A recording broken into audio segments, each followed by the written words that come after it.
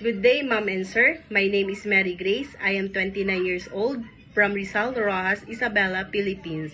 I have a live-in partner and blessed with one children, age of 11 years old.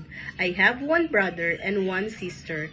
I am Roman Catholic, and my highest educational attainment, I am high school graduate and I took up vocational courses in caregiving and C2. I work as a housemaid here in Philippines for 2 years.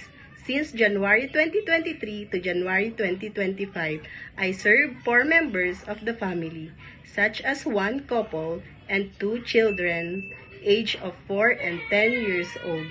My main duties are taking care of children, doing laundry, cooking Filipino food, wash the dishes, and maintaining the cleanliness of the house.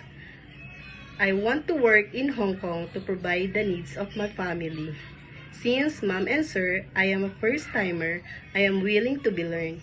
I am fast learner.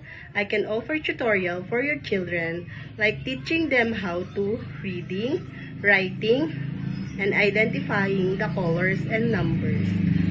I am willing to be learned to cook Chinese food.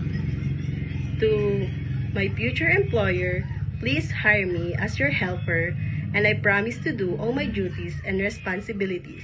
Thank you.